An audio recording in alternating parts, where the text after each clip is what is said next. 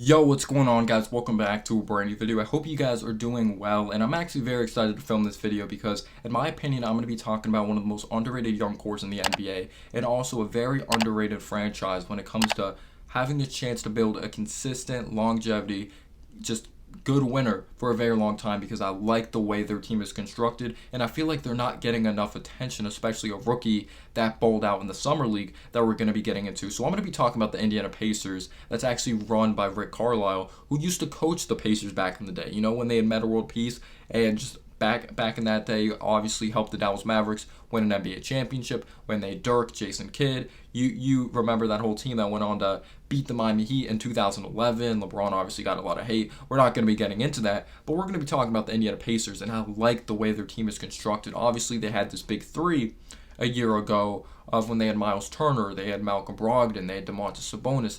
Very nice players, very solid players, but you always thought about it like, yes, it was a big if. Like lately, when Malcolm Brogdon's healthy, he's a very impactful, good basketball player. But even when that team is healthy, could you ever envision, or could you ever vision that team going on to win an NBA championship or coming close to win an NBA championship? No, not in my opinion. Again, they are very good basketball players, but I just couldn't see that team winning an NBA championship. So the Pacers made the smart approach. They went on to trade a guy of Malcolm Brogdon. They didn't get much back because obviously he's older, played a few more years than you could say players nowadays that are one and done when it comes to college. Played at Virginia. I believe he's like 30 years old already, Malcolm Brogdon. When he's healthy, though, he's one of the best 3-and-D or one of the best or solid offensive players at the guard position and defensively. High basketball IQ. He's not extremely flashy, but he definitely gets a job done. So yeah, he hasn't been able to stay healthy. He's getting up there in age, so maybe that affected the trade value. But I thought they did a really good job in the Domantas Sabonis trade. Sabonis is a good player, but Sabonis was on a contract. He was getting paid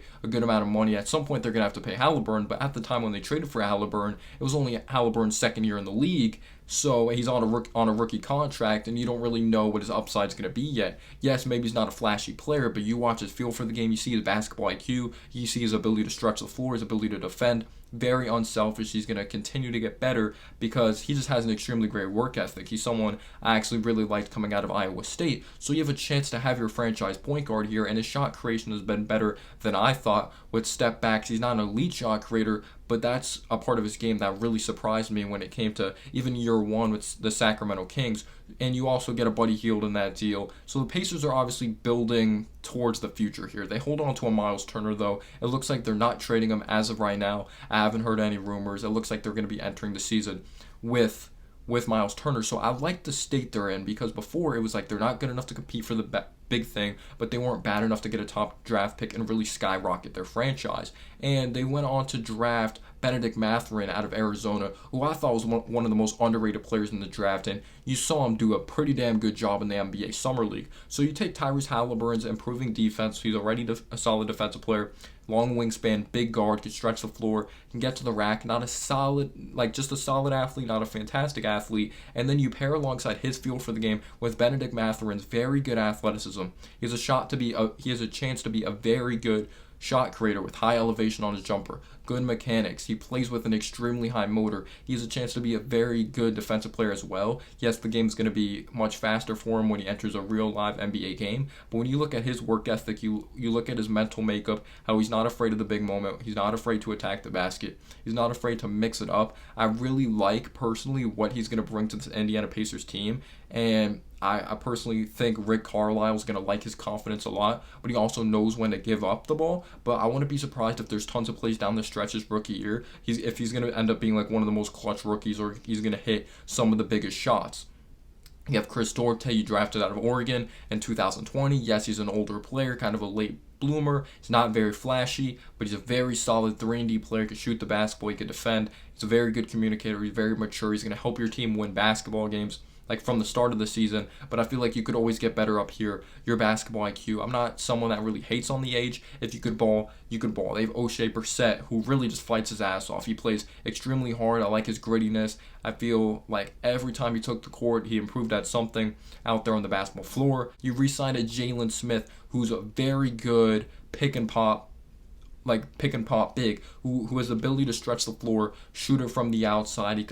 He could block shots. He has the ability to play the 4 and the 5. I like the versatility with this Indiana Pacers roster. You have Terry Taylor from St. P's, I believe he went to college, and I was really happy with the way Terry Taylor played for the Indiana Pacers. He's an undersized 4. He's a very unique style play. Boxes out very well. His offensive game still needs some work, but he does the little things. He communicates very well. He knows when to switch, and he just has very good timing on. He just knows where to be out there on the basketball floor. So when you take a look at this Indiana Pacers roster with Buddy Hield that has the ability to shoot the basketball, I feel like they can go tons of directions with their roster. They even drafted Isaiah Jackson in 2021 that has the capability of being a solid mid-range shooter, tons of length, very athletic, has a chance to be a very good versatile defender. I'm excited to see his growth. He had some good games last year for the Indiana Pacers because we got to see the growth, or we got to see the opportunity from these young guys, and I feel like this team has a higher ceiling than other people think when it comes to their potential upside. Tyrese Halliburton, I think he could personally be an all-star.